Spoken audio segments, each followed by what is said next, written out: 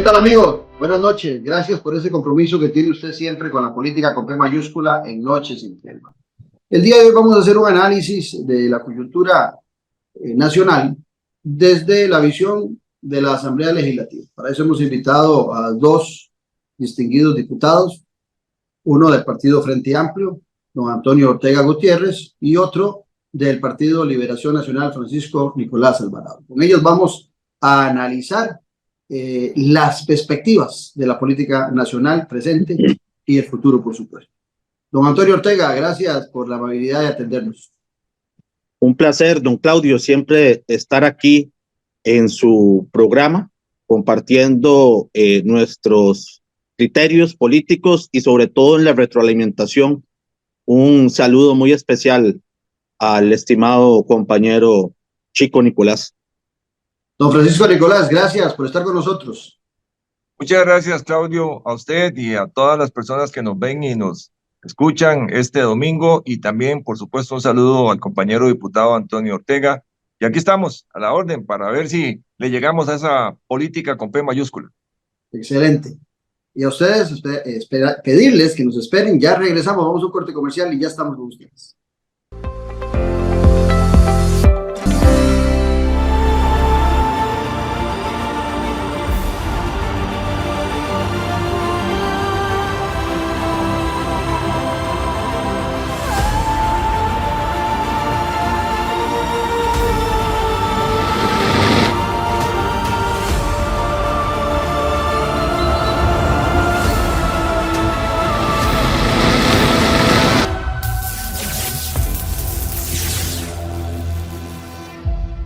En un mundo donde hoy la conexión con la naturaleza es más importante que nunca, existe un lugar que le invita a desconectarse del ajetreo diario y a reconectarse con su interior. Sean bienvenidos a la Reserva Natural Montaña Sagrada, donde cada paso es un encuentro con la serenidad y la belleza natural del Parque Juan Castro Blanco. Acompáñenos y disfrute de una experiencia única, donde el senderismo se convierte en una aventura espiritual, respirando ese aire puro que revitaliza cuerpo y alma. Descubra los beneficios de pasar tiempo en la naturaleza, de respirar profundamente y sentir la energía renovadora que solo el bosque puede ofrecerle. Conéctese con la naturaleza y visite Montaña Sagrada. Les esperamos para explorar y disfrutar de este paraíso natural juntos.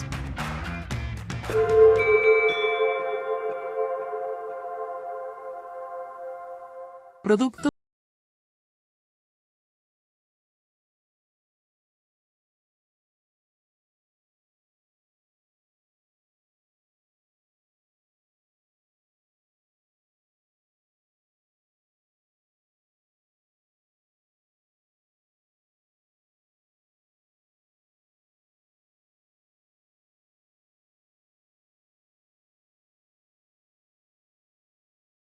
con el politólogo Claudio Alpizar Otoya, los días lunes, miércoles y viernes a las 10 de la mañana. Sintonícenos en nuestro canal de YouTube, al que puede suscribirse gratuitamente. Un buen ciudadano siempre está informado porque comprende que la política sí importa. Café y Palabras.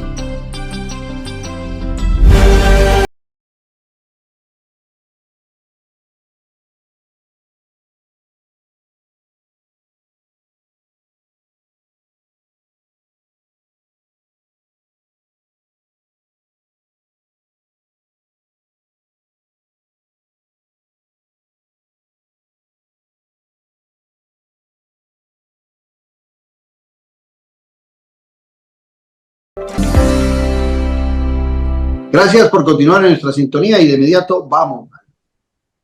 Una pregunta que nos hacemos muchos analistas políticos. Muchos damos respuesta al por qué.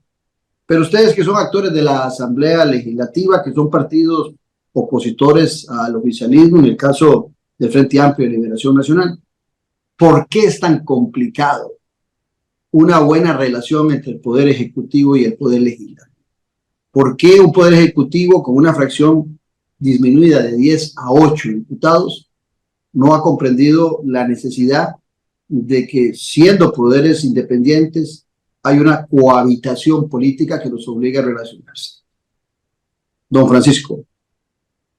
Yo creo, Claudio, y quienes nos ven y escuchan, que este gobierno tenía que haber tenido un equilibrio entre la popularidad, que es el combustible para tomar decisiones, y la gobernanza.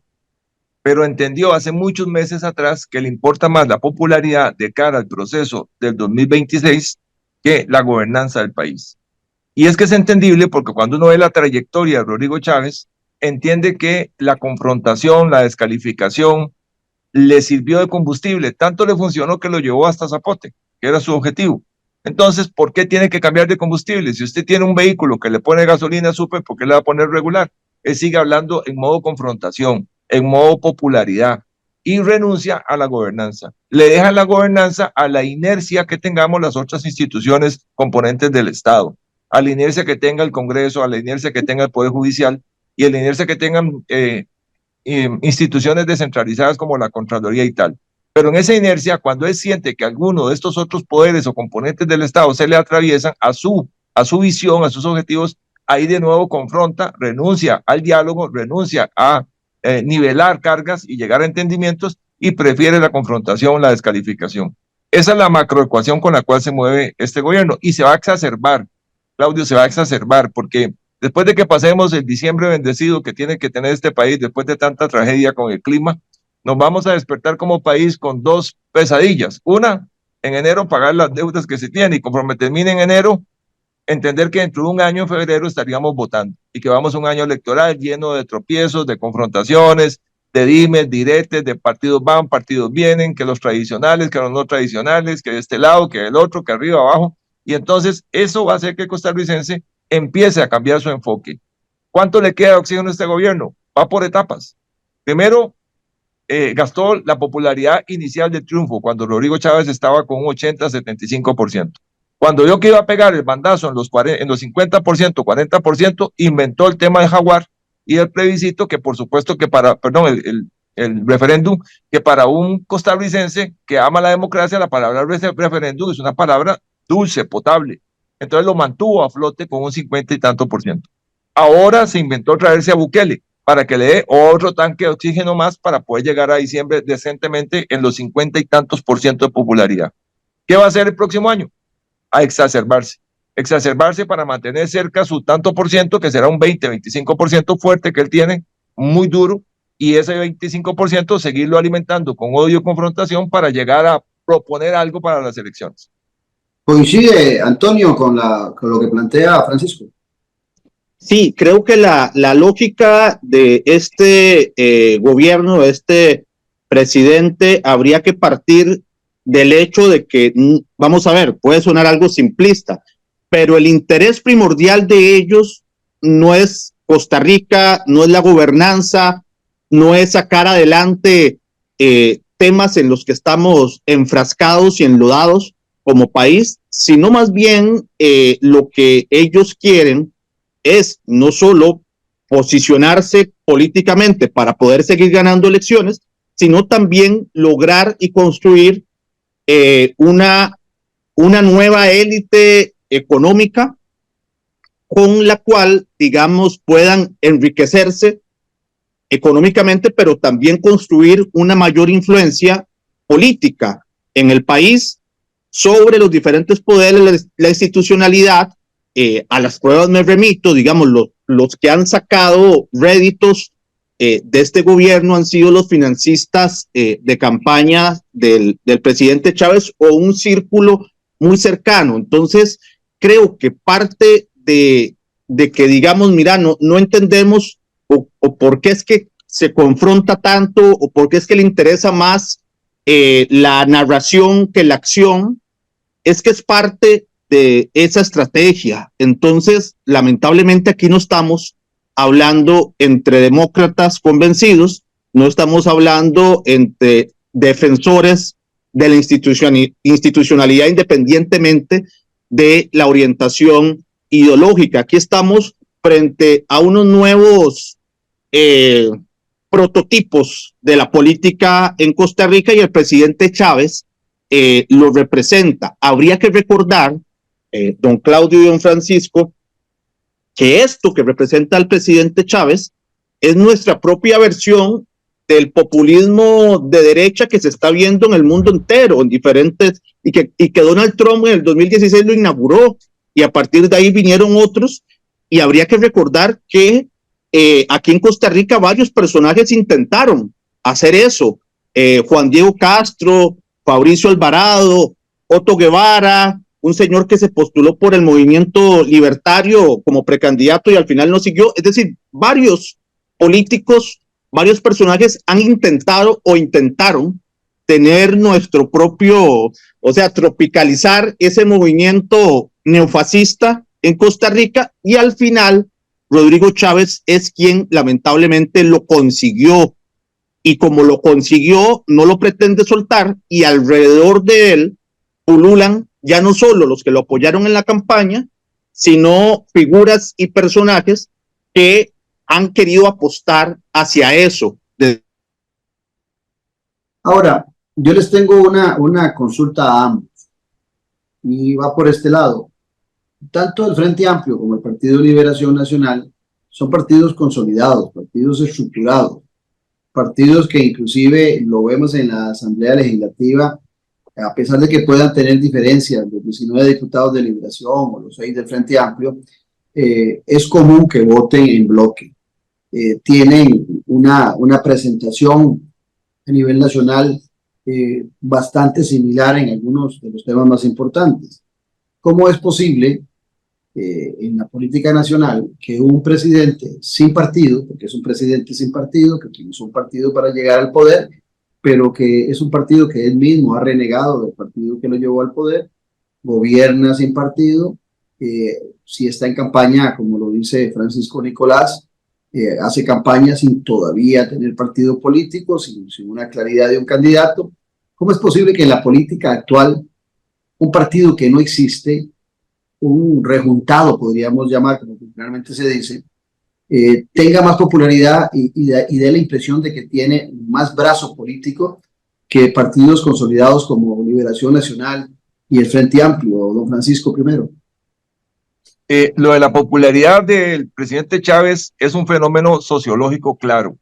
Esa popularidad responde a un gran bloque de costarricenses que ahí estaban, que están resentidos, molestos, con un cólico, porque sienten que este país, este gobierno, este Estado no les ha dado nada durante 30, 40 años y los tenía invisibilizados. Es la gente que se ha sentido empobrecida, es la gente que se pensionó muy bajo después de trabajar mucho tiempo, es la gente que ya no puede tener casita propia porque no les dan bono de vivienda, aunque sea de clase media, es la gente que ya no puede cambiar el carrito cada 5 años, es la gente que tuvo que ver a sus hijos estudiar en una universidad privada, endeudarse y salir a la calle sin trabajo.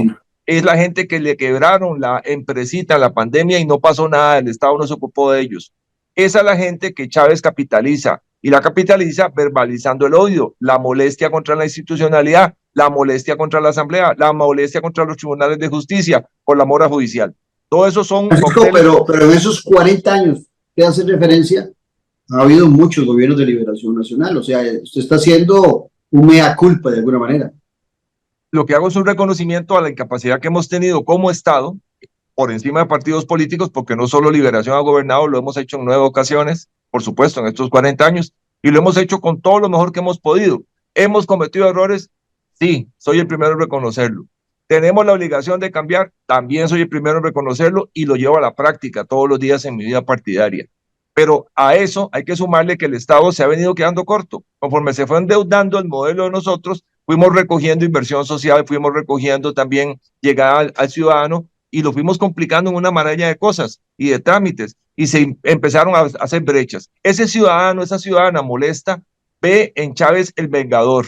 Ve el Chávez el que le dice a los diputados, ustedes no sirven de nada porque él lo piensa todos los días. Ese que le dice al Poder Judicial, ustedes no sirven para nada porque ella lo piensa todos los días. Ese que le dice a la Contraloría, usted estorba porque él lo piensa todos los días. Entonces, con eso se da por pago. No le importa que le den una beca a su hijo, no le importa que le den una casita de interés social, no le importa que le mejoren la pensión. Es el vengador de ellos. Y una relación tan potente como esa hace que el enchufe sea muy rápido. Por eso lo que tiene él, más que un partido político, Claudio, es un movimiento social. Y como movimiento social no han podido seguir al siguiente escalón, que es lograr conjuntar un movimiento político electoral.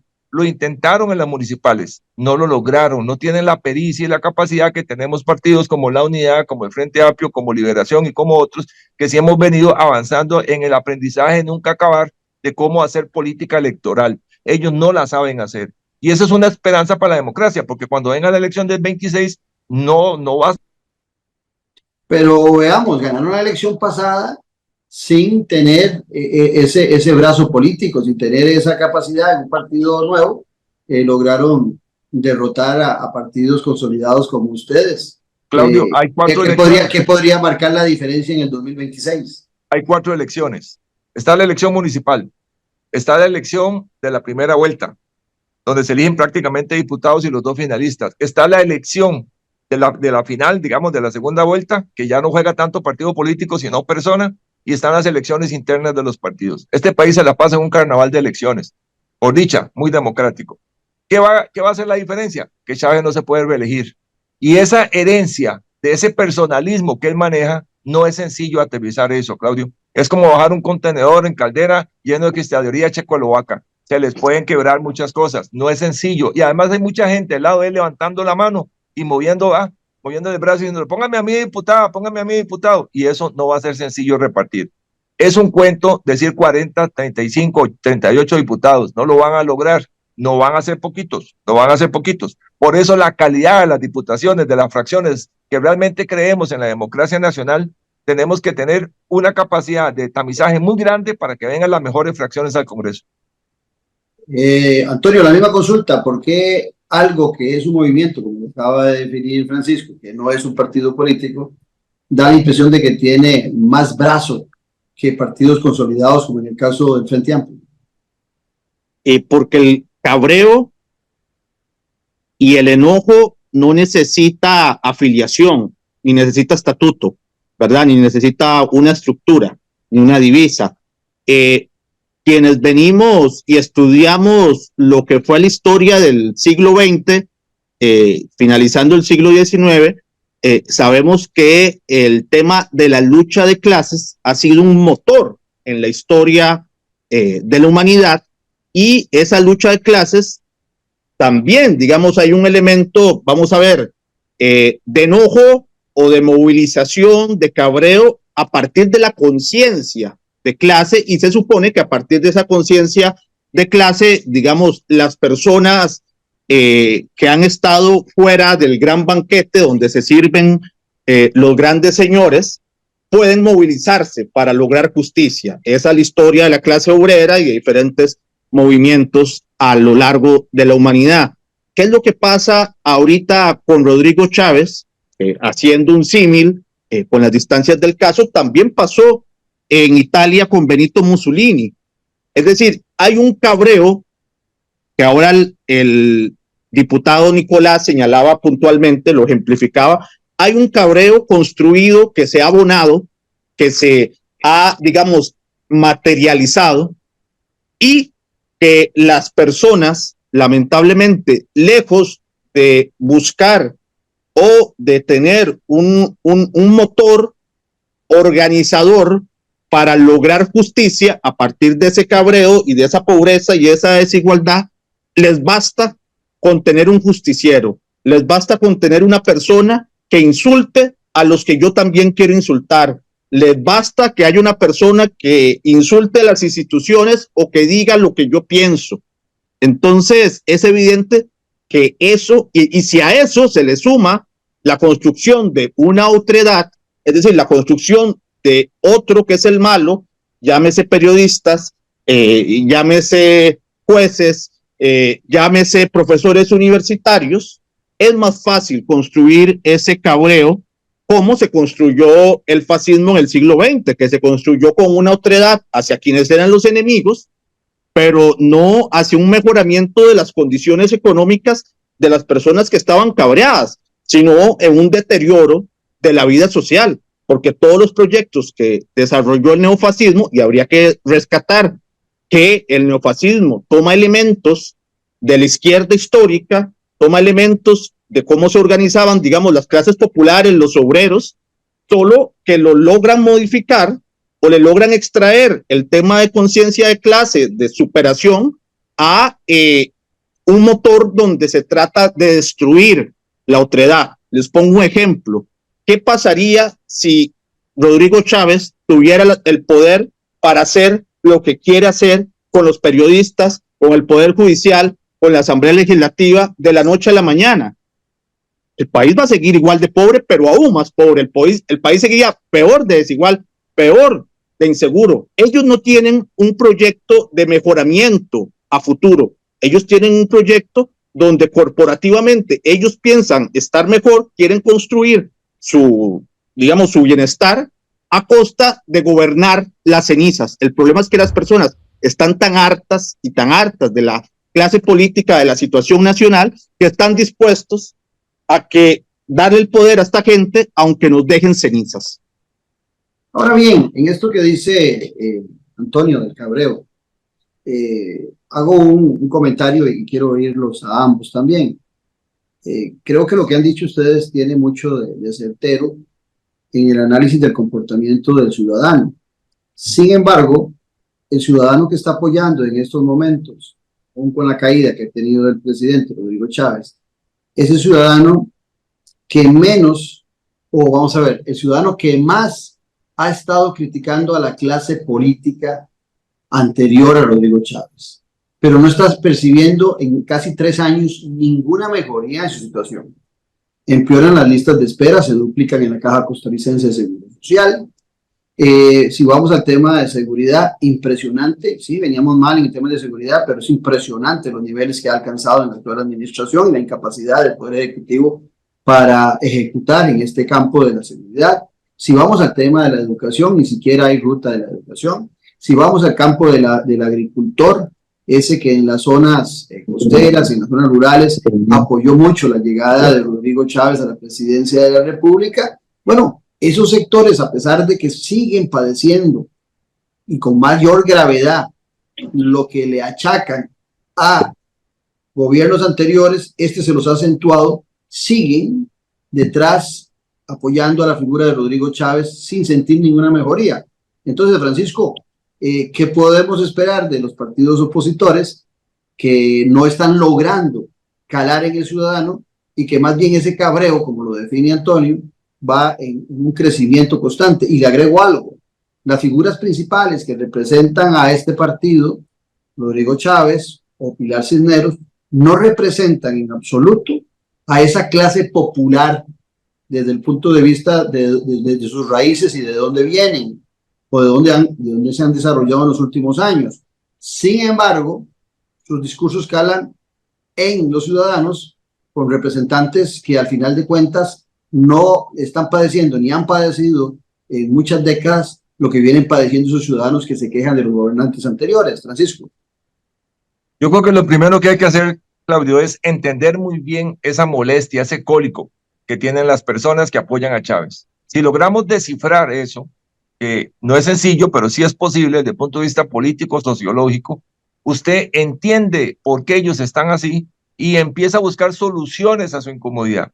Y tarde o temprano la propuesta de solución se escucha más que la propuesta simplemente de afiliación a la molestia, que es lo que hace Chávez.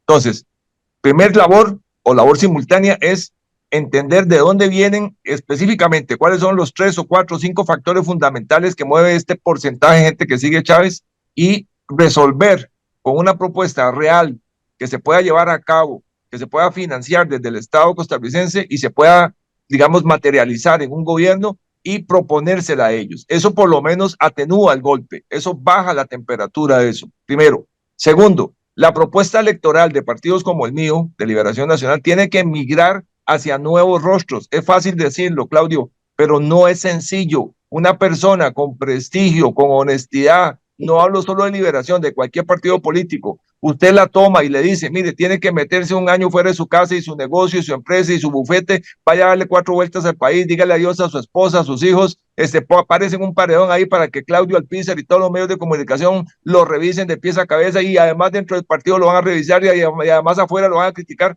Cuando está por la mitad de eso, le dice a la persona, yo no estoy loco, yo no estoy loca, no me voy a meter a política. Entonces no es sencillo conseguir personas que estén dispuestas, aunque sean muy demócratas, a matricularse en esa fila, pero los hay, por dicha los hay en todos los partidos. Entonces la obligación de nosotros como partidos consolidados es buscar nuevos rostros, nuevas propuestas, personas obviamente intachables, incuestionables, que los hay y muchos en todos los partidos políticos y avanzar hacia eso. Y luego hay que agregar un factor adicional, que es entender que va a haber una segunda vuelta muy probablemente y que estas personas que vayan en la propuesta tengan la capacidad de trascender a los partidos que los propongan y que en una segunda vuelta tengan mayor potabilidad para otros sectores, que ahí están detrás de Chávez porque no ven otra alternativa, pero ahí están, que no son estos molestos, pero ahí están. Hay grupos evangélicos buenos que sí creen en la honestidad, pero están esperando una propuesta honesta. Hay grupos de izquierda que tal vez están apoyando a Chávez, aunque no ven alternativas en nosotros. Hay grupos de la unidad que en una segunda vuelta, si la unidad no llegara a la segunda vuelta, habría que ir a buscarlos y a proponerles. Entonces, esta labor ecuménica de solo 2 meses que hay entre febrero y abril, hay que tenerla planificada y lista. Pero eso se logra con una candidatura y 2 vicepresidencias que tengan la capacidad de trascender al partido político. Resumo, una propuesta electoral con nombres honestos, buenos, que puedan enganchar, unir a los partidos como los nuestros, pero además que puedan en la segunda vuelta trascender y sumar más electores en otros espacios, el progresismo, la gente que entiende, que ama el país, etcétera, en un ambiente de democracia. Segundo, proponer soluciones claras a los 5 o 6 causales de esta molestia nacional. Y, primero que todo, entenderla bien, entender esta molestia, no invisibilizarla, no decir, es que es gente que está molesta y punto, no es cierto. Ellos tienen una gran complicación y con esto termino, Claudio. Vea usted lo complicado que es heredar estos liderazgos de odio, de molestia, de confrontación. Yo no sé qué hubiera hecho Hitler cuando en la Segunda Guerra no lo hubieran eliminado, o se supone que lo eliminaron. No tenía un heredero, no era Himmler, no era Goering, le costaba mucho a Hitler hacer eso. Mussolini terminó ahorcado porque no había herederos Mussolini, ¿verdad? Bolsonaro en Brasil tampoco lo tenía, tuvo que presentarse para reelegirse. Trump mismo a sus 78 años se presenta de nuevo a pesar de todas las acusaciones que tiene encima, ¿verdad? Porque ellos no pueden heredar, es tan personalísimo, esa molestia está tan clic, eso, tan pegado en ellos que después despegarlo hace un segundo no lo tienen. Y Chávez hizo algo que llama mucho la atención, eliminó a su, digamos, pichón de alter ego, que era Amador, Luis Amador. Y entonces, al eliminarlo, nos está mandando una señal. Él no quiere que nadie lo herede. ¿Será que no quiere ver que su partido gane en el 26 y esperar él para ganar en el 30? Esa es una gran incógnita, Claudio. Bueno, antes hablabas vos de que 40 años es la molestia, el cabreo, diría Antonio, de Ciudadanos. Si pensamos en el 40, nos iríamos a los años 80. En los años 80, Antonio, nosotros cambiamos de modelo. Cuando éramos más pobres, en la cuarentena que va del año 1940 a 1980, siendo más pobres, con un ingreso per cápita que rondaba en 1980 en $2,000, nosotros habíamos luchado contra la desigualdad y habíamos apostado mucho a lo social y habíamos logrado grandes transformaciones y un gran crecimiento de la clase media. En 1980 hacemos un cambio de modelo, el modelo de las exportaciones, un modelo muy exitoso. Pasamos de 2, 3 productos de exportación a casi 5,000 productos de exportación hoy en día. Ya no son $2,000 por persona, per cápita, lo que se recibe en el país. Hay años que han rondado los $20,000, $17,000, $15,000. Ya no somos, como en aquella época, 2 millones, sino que somos 5,5 millones prácticamente de costarricenses. Entonces, si tenemos un ingreso per cápita y tenemos mayor población y un ingreso per cápita tan alto, ¿cómo se justifica la desigualdad que estamos viviendo? Porque al final de cuentas ese cabreo viene por un tema de la desigualdad. Costa Rica ha demostrado en el plano económico de las exportaciones que es un país exitoso, que sabe hacer bien las cosas, pero el modelo que se implantó desde entonces, que genera ese cabreo, sigo con tu palabra, ese cabreo en esos 40 años que definía Francisco, están muy sustentados en el tema de la desigualdad. Pero veamos, esos 40 años se han ampliado con el gobierno actual. La desigualdad en el último estudio marca en el coeficiente de Gini 0,503. Cuando en un país se supera el 0,400, se habla de los especialistas de este tema, de que cuando se supera el 0,400 en el coeficiente de Gini, es una olla de presión muy peligrosa. ¿Cómo analizas este cambio y estos 40 años a que hacía referencia a Francisco, que generan la molestia actual del ciudadano? El otro día estábamos diciendo que no solo en Costa Rica se empeñaron las joyas de la abuela, para usar esa metáfora, sino que ahorita estamos pulseando ir a la compraventa, a la garrotera, a ver si nos las regresan, ¿verdad? ¿Por qué digo esto? Porque justamente la transformación para bien que significó el siglo XX, la primera mitad del siglo XX en reformas y lo que llegó a ser la Segunda República, nos puso en cifras donde los especialistas y las personas que seguían la política aquellos años, yo ni siquiera había nacido, nos comparaban con Europa. Es decir, las cifras de Costa Rica se comparaban no con Centroamérica, ni siquiera con Latinoamérica, las comparábamos con Europa. Y en los años 70, en los años 60, es evidente que estábamos logrando números muy, muy buenos fuera del escenario sangriento que era la región centroamericana y latinoamericana, y digamos, lejos de usar esa base para llegar al siglo XXI en mejores condiciones, o iniciar el siglo XXI, ya no solo con seguridad social, ya no solo con una educación y una sanidad de primer mundo, como podíamos estar, poder lograrla con amplitud al mundo, con desarrollo económico, con desarrollo tecnológico, etcétera. Aquí, lamentablemente, se echó para atrás todo eso, y creo que tuvimos personas que fueron más ortodoxos que los ortodoxos de la época, ¿verdad? Uno empieza a leer los planes de gobierno, sobre todo de la Unidad Social Cristiana, de los años 80, de los años 90, ya en una parte del propio Liberación Nacional, y es una oda al libre mercado, y prácticamente lo que nos dicen es que toda esa institucionalidad hay que superarla. Yo reconozco, y aquí estoy con el diputado Nicolás, yo reconozco en personas como Chico Nicolás que dicen en público y en privado: se nos fue la mano, nos equivocamos, nuestro partido y nuestra gente tiene que regresar a ese centro izquierda, nos dimos cuenta de que no todo es el libre mercado. Y pues bueno, eso es lo que está pasando en Costa Rica. Lo más triste, y los invito a tener una conversación con algún hermano o hermana centroamericano o latinoamericano, lo más triste es que hay países que ahorita están luchando por lo que nosotros teníamos en los años 60 o en los años 70, o la reforma de salud de Barack Obama, donde le decían comunista y otra cosa, digamos que era un gatito pequeñito a la par de la seguridad social que tiene Costa Rica. Es decir, muchos países llevan décadas y actualmente llevan procesos muy fuertes luchando por una cuarta parte o por la mitad de lo que nosotros teníamos en los años 70 y en los años 80 y en los años 60. Entonces es evidente que ahorita, para decirlo también de manera coloquial, este país no se ha ido en la tira en la que se han ido otros países para usar ese recurso, porque efectivamente existen unas bases y unas instituciones que han hecho que la convivencia democrática siga siendo robusta, pero eso se va desgastando. José Merino hablaba de las reservas democráticas.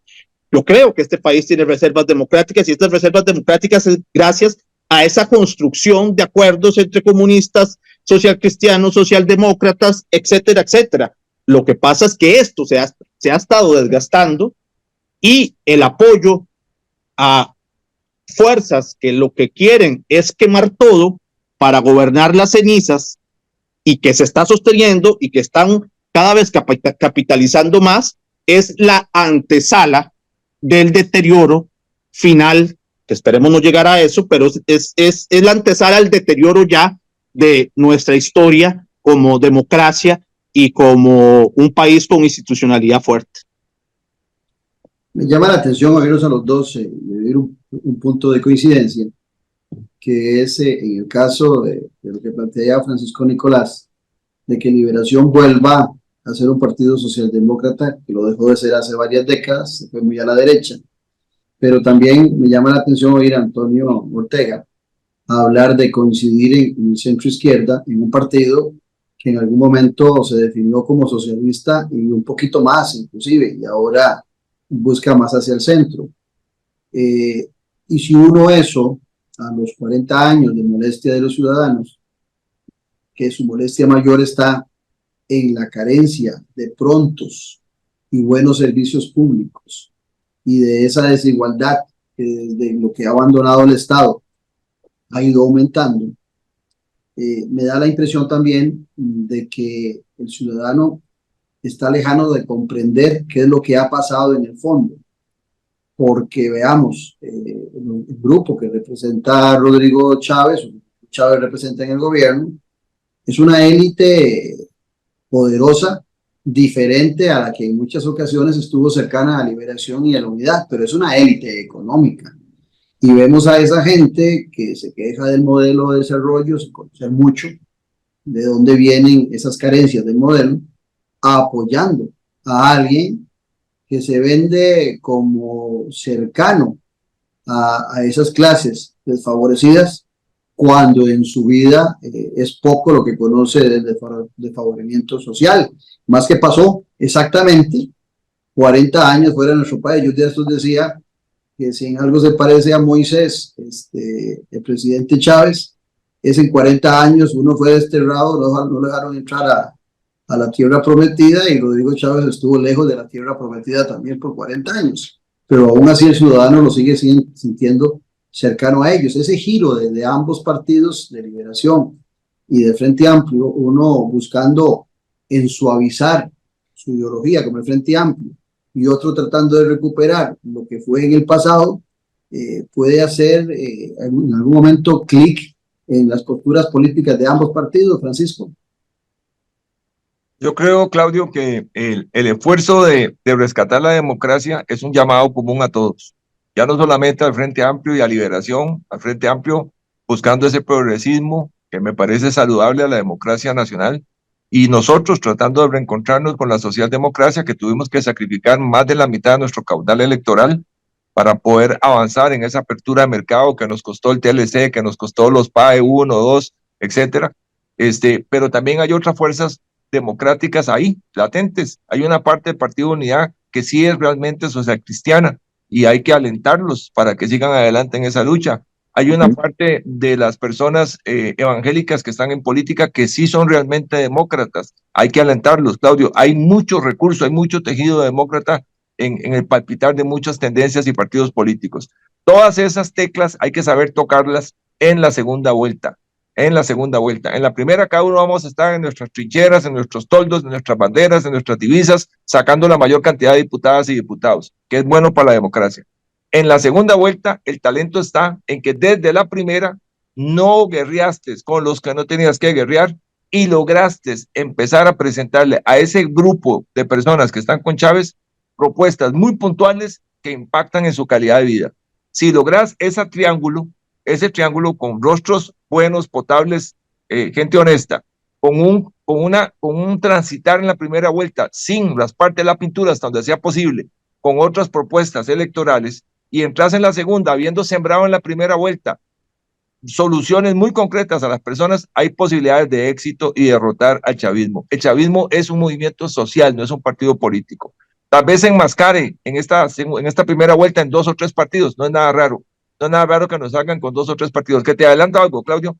Más de 20 y 22 partidos políticos, y vos que sos un hombre muy estudioso, te puedes meter a la página del Tribunal Supremo de Elecciones, no van a poder inscribirse. Hay varios partidos que no van a poder inscribirse. Se van a quedar rezagados. Si inscribir un partido político, Claudio, es muy complicado. Hay dos asambleas por cantón, 2 asambleas provinciales. Son más de 90, 140, 160 asambleas. No es sencillo. Entonces, el chavismo va a estar a la expectativa y va a montarse no en un taxi, se va a montar en varios. Eso sí lo pronostico. Hay que ubicarlos y a esas personas hay que presentarles una propuesta realizable. Eso es lo más importante ahora, con rostros nuevos, honestos, buenos, que los hay. Antonio, ¿coincidís con lo que dice Francisco? Sí, quizás y de paso ese descoloramiento del rojo del Frente Amplio a una tonalidad más de centro izquierda que planteaste. Sí, el Frente Amplio, por algo se llama Frente Amplio, ¿verdad? Nace con la intención de unificar, y a propósito del triunfo eso te iba a decir, Frente Amplio de Uruguay. Ajá, eso te iba a hacer la referencia. No es casualidad nuestro nombre. el Frente Amplio de Uruguay, a diferencia del Frente Amplio de ustedes, sí ha aglutinado a diferentes fuerzas, socialdemócratas, socialistas, hasta algunos comunistas, no muchos, pero algunos se han aglutinado alrededor del Frente Amplio y ha tenido un presidente con las características que a mí me pareció extraordinario, como Tabaré Vázquez, que era un hombre más socialdemócrata que otra cosa. Tuvo también a Mujica, que sí era más fuerte de izquierda, y ahora parece que vuelven a alguien socialdemócrata también en Uruguay, pero a ustedes les ha costado mucho crecer, han crecido en la presión legislativa un poquito, pero en el voto a nivel nacional para la presidencia, a excepción del 2014, donde hubo una resonancia fuerte de José María Villalta en aquella época, apoyado por doña Pilar Cisneros, que se definía como socialista, y no lo invento porque lo dijo en este programa, me lo dijo a mí, entonces tengo esos argumentos, pero el Frente Amplio como que quiere girar hoy más hacia el centro. Sí, el tema, bueno, el Frente Amplio nace con esa intención de ya no ser una coalición o una alianza de partidos políticos como sí lo es el Frente Amplio de Uruguay, donde hay partidos políticos conformados a lo interno. Aquí sabemos que las alianzas y las coaliciones por el tema de la ley electoral dejan de existir al día siguiente de las elecciones. Entonces aquí, es decir, tener una alianza partidaria de manera permanente con partidos políticos es muy difícil y es muy complicado, porque el tribunal solo permite la figura electoral de la alianza o la coalición para efectos, legalmente, para efectos de participar electoralmente. En ese sentido, nosotros nacemos con esa intención. Lo cierto es que en los primeros años del partido es evidente que el posicionamiento hacia la izquierda, hacia lo que fueron la coyuntura nacional o internacional, nos ponía con tareas programáticas más, digamos, más cerca a lo que consideramos máximos a la hora de distribución de riqueza, justicia social y todo lo demás.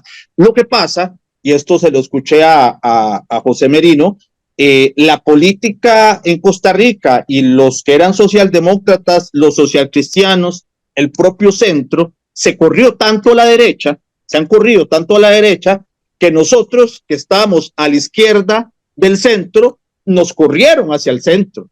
Y ahora, con un presidente como el que tenemos, también, es decir, este señor, como usted bien decía, aunque se presente como el justiciero de los pobres, es un oligarca que vive en un palacio, que tiene ínfulas monárquicas porque porque le encanta ir como un rey por todo Costa Rica, porque tiene relojes y corbatas y fajas carísimas. Aunque él sea eso, se vende, aunque se venda como una persona del pueblo, estamos ante la ultraderecha, digamos, más reacia. Entonces, ¿qué es lo que genera? Que algunos, entre ellos personas de la Unidad Social Cristiana y personas de Liberación, se han corrido a la derecha con Chávez, ¿verdad? Se han corrido a la derecha felizmente de la vida, y los que estamos en la izquierda nos corrimos más al centro, y algunos, en honor a la verdad, que estaban a la derecha, al ver a esta gente desmantelando el país hacia la derecha, se devolvieron hacia el centro. Entonces es una cosa que a veces decimos entre broma y broma, es decir, los que estamos en la izquierda nos corrimos hacia el centro, y los que estaban en la derecha se corrieron al centro, y ahí nos volvimos a topar o nos estamos encontrando. Yo he dicho en varias ocasiones que hay muchos que dicen eso, socialdemócratas y socialcristianos, y que en el fondo lo que son socialcretinos, no son ni socialcristianos ni socialdemócratas. Francisco, hay un tema que a todos los costarricenses nos preocupa mucho, que es el tema de la seguridad. El tema de seguridad en primera mano está en el ámbito del Poder Ejecutivo. Sin embargo, el Poder Ejecutivo ha sido constante, en el caso del presidente Chávez, de indicarle la culpa de la inseguridad que estamos viviendo a la Asamblea Legislativa y al Poder Judicial. En el caso de ustedes, hay que reconocer que le rechazaron los proyectos que había mandado, pero eran porque eran adefesios jurídicos, con todo lo que presentan desde Ley Jaguar hacia abajo, pero ustedes hicieron un esfuerzo por aprobar leyes muy importantes que después durmieron un buen rato en el escritorio del presidente, que encaprichado no las firmaba. Pero por otro lado también hemos visto que el mayor esfuerzo que ha hecho en la seguridad, en investigación y demás, lo hace la Corte Suprema de Justicia por medio del OIJ, el Organismo de Investigación Judicial. Y también tenemos claro, por lo menos los que estudiamos un poquito, y esto lo repito porque los que nos ven tienen que saberlo, no le corresponde ni al Poder Judicial ni a la Asamblea Legislativa construir cárceles. Esa construcción de cárceles le compete al Poder Ejecutivo y las cárceles las administra el Ministro de Justicia, que es escogido por el Presidente de la República y que en forma conjunta hacen el Poder Ejecutivo para el caso de la justicia costarricense. Además de eso, podríamos agregar que cuando se libera a alguien, se le acorta la pena, después de haber sido condenado, quien decide si le da el visto bueno o no para liberarlo, es el Ministerio de Justicia también el que estudia y desarrolla eso. Sin embargo, los costarricenses siguen pensando que la gran culpa de la inseguridad es de ustedes, los diputados, y del Poder Judicial, y el presidente se ha lavado las manos al estilo de Pilatos con ese tema. Inclusive, hace como 15 días a dos colegas de ustedes les preguntaba si en el presupuesto último y en los anteriores se ha presentado alguna moción o algún empréstito para construir cárceles, que es lo que el presidente admira tanto de Bukele. Sin embargo, lo único que vimos en algún momento fueron las carpas. Y concluyo este comentario para oír el de ustedes con lo siguiente. El fin de semana pasado estuve escuchando en un programa a nivel internacional que Costa Rica es el segundo exportador de cocaína después de México de nuestro continente hacia Europa. Si a eso le agregamos el problema que puede generar esto, no solamente en la atracción de inversión privada por el tema de la violencia de venir a nuestro país, sino también el alejamiento del turismo, puede ser que estemos ante un problema que es un eje transversal para otro tipo de actividades y sin embargo no lo hemos solucionado. ¿Cómo hacen ustedes en el tema del control político y cómo hacen en el aporte para lograr mejorar la seguridad, que es un tema que no nos engañemos, lo tiene a tontas y a locas el Poder Ejecutivo? Francisco. Es propio en el presidente Chávez repartir culpas. Él, cuando debe venir un problema, inmediatamente piensa a quién le pongo ese saco y en qué percha. Él no acepta ninguna responsabilidad en nada, ni en el tema de vivienda, ni en el tema de seguridad, ni en el tema de educación, ni en el tema de infraestructura, en nada. En particular, él le huye a las responsabilidades de seguridad porque evidentemente es el tema número uno que marcan todas las encuestas y en el imaginario nacional está como un problema real y afecta a todos los lados, todo el país, no solamente nuestras costas, sino también ya afecta a todos los barrios del país.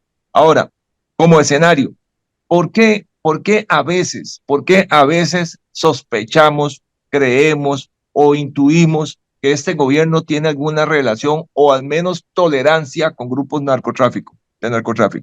Porque pasan cosas que son muy complicadas de entender.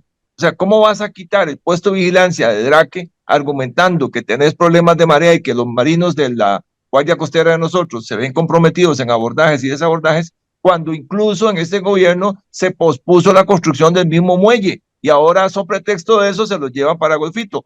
3 horas más tarde saliendo del Golfo para poder llegarle a cualquier Eduardo Oño, lancha rápida que venga de Colombia y que vaya para el norte. Entonces, estas son cosas que llaman mucho la atención. El tema de las carpas, ese era un negocio montado. Mandaron al ministro de Justicia a España, se reunió con la empresa que dice que vende las carpas y ya venía con bombos y platillos en un negociazo de casi 3.000 millones de colones, que lo que iba a hacer es un fracaso. O sea, el gobierno no está con una claridad, más bien está muy oscuro, muy raro. Ahí hay situaciones que me llaman mucho la atención. ¿Dónde están nuestros aliados internacionales en la lucha contra el narcotráfico? Bueno, ya Estados Unidos palpitó, ya Estados Unidos ya se movió. Lamentablemente, y lo digo así con todo respeto para los señores de Estados Unidos, pero 2 años y medio después aparecer con los escáneres, me parece que hubiera sido mucho mejor que hubieran sido 6 meses y no 2 años y medio. A los 6 meses de este gobierno aparecer con los primeros 4 escáneres, que ojo, se necesita más que eso, pero muchas gracias al gobierno de Estados Unidos por regalarnos 4 escáneres que los inútiles del gobierno no los iban a poder comprar, ni siquiera los cumplieron en la propuesta que hicimos para los eurobonos, que era una obligación, por cierto, presentado e insistido por la diputada Sofía Guillén del Frente Amplio, que siempre pidió como requisito que pusiéramos los escáneres. Entonces, nuestros aliados internacionales ahí van detrás de nosotros con mucha precaución. Este gobierno no es claro, es opaco, es oscuro en el tema de la relación con el narco. Y también yo digo esto, Claudio, si algo le molesta al costarricense es la impunidad. más que la corrupción le molesta la impunidad. El que tomen un delincuente y que dice que después de ser presentado ante la justicia lo sacan a la calle a espera de un juicio, yo entiendo como demócrata que soy y respetuoso que soy de los derechos humanos, que aquí nunca más haya juicios sumariales. Jamás, jamás queremos juicios sumariales. Pero la molestia a los ciudadanos de ver al delincuente común, al vendedor de drogas común, regresar una y otra vez ante los jueces y no pasa nada, ni le pasa nada hasta 3, 4 años después que sea juzgado, eso molesta. Chávez se monta en eso y entonces empieza a atizar de nuevo ese odio, esa molestia y la redirige contra el Poder Judicial y contra nosotros. ¿Qué hacemos nosotros? Uno, enmendarle la plana a los mamotretos de proyectos de ley que mandó el Poder Ejecutivo, que eran un adefesio, no servían para nada. Dos, aprobar muchas leyes para contener la delincuencia organizada y el narcotráfico. Y tres, seguir presentando proyectos.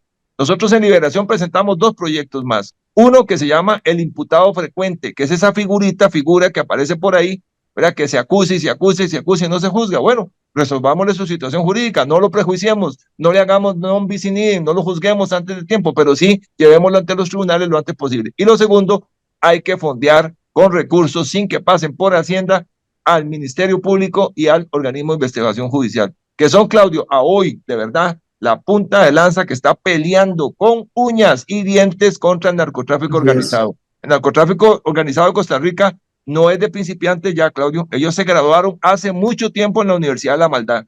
Saben hacer todo lo que saben hacer en otros países violentos como México, como lo hacían en El Salvador o como lo hacen en Colombia. Ya no tenemos angelitos aquí al frente de esto. Son gente que sabe hacer las cosas y las saben hacer con mucha maldad y con mucho daño.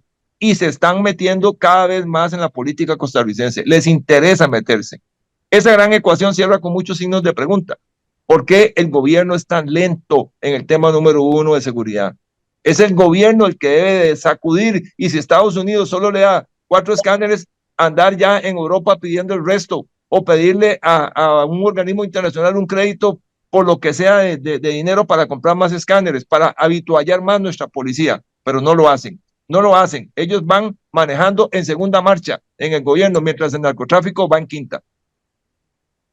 Antonio. Bueno, es evidente que la opacidad de este gobierno para el tema del narcotráfico, la inoperancia, también hay que decirlo, la incapacidad de presentar proyectos mal hechos, se le suma a actos que lo que generan son sospechas, ¿verdad? Ahora usted nos daba unas cifras que son vergüenza nacional, que tiene que ver con el tráfico de cocaína, pero si uno empieza a revisar la inacción del gobierno en cosas claves para la detención, la atención, la prevención, y a eso se le suma reportajes internacionales, ¿verdad?, donde presentan a Costa Rica como un narcoestado, y a eso se le suma un gobierno que trata con guantes de seda toda la legislación relacionada al blanqueamiento de capital. Es decir, porque como ya se ha dicho, se dice 1000 veces, que para encontrar el rastro de la droga hay que dar el rastro del dinero.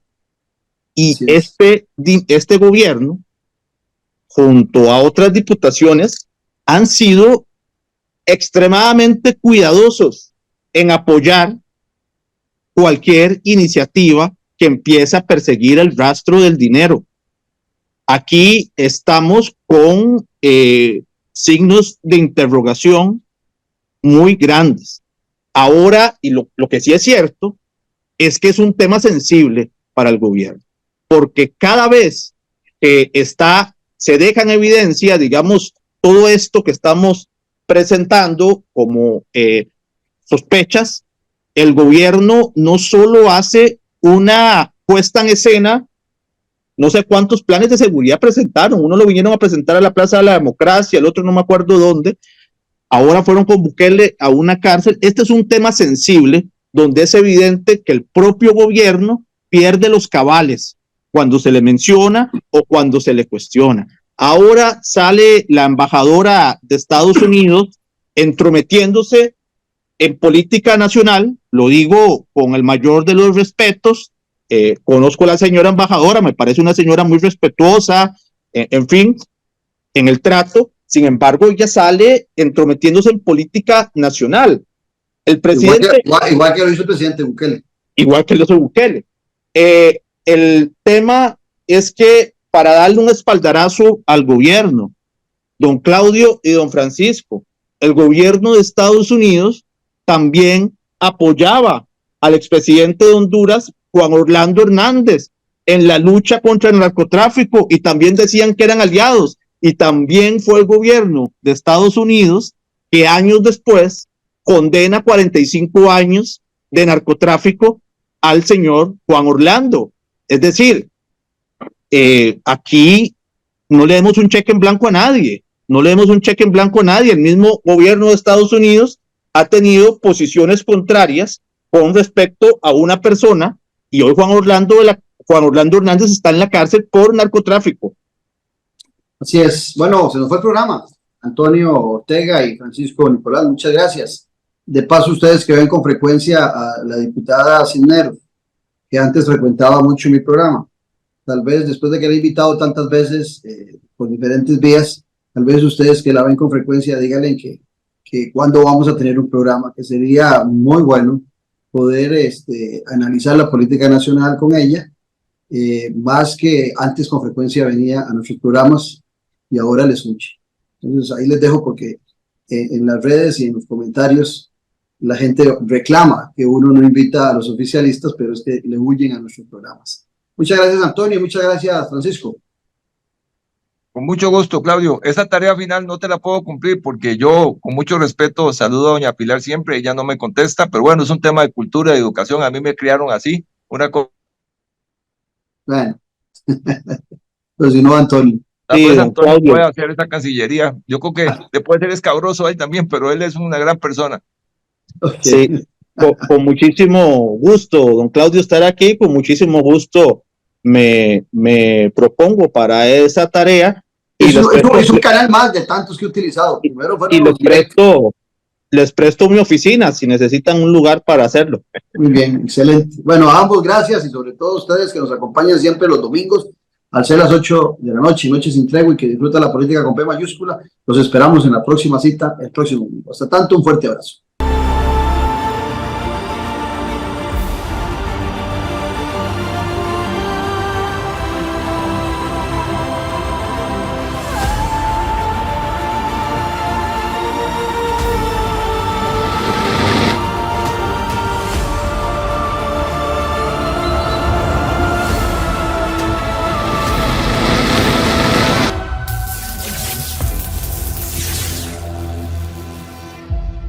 En un mundo donde hoy la conexión con la naturaleza es más importante que nunca, existe un lugar que le invita a desconectarse del ajetreo diario y a reconectarse con su interior. Sean bienvenidos a la Reserva Natural Montaña Sagrada, donde cada paso es un encuentro con la serenidad y la belleza natural del Parque Juan Castro Blanco. Acompáñenos y disfrute de una experiencia única, donde el senderismo se convierte en una aventura espiritual, respirando ese aire puro que revitaliza cuerpo y alma. Descubra los beneficios de pasar tiempo en la naturaleza, de respirar profundamente y sentir la energía renovadora que solo el bosque puede ofrecerle. Conéctese con la naturaleza y visite Montaña Sagrada. Les esperamos para explorar y disfrutar de este paraíso natural juntos.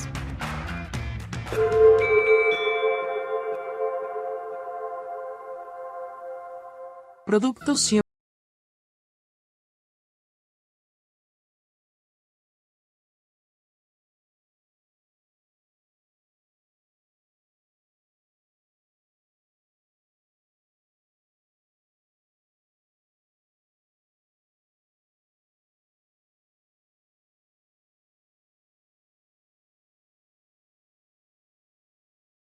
Que la política sí importa.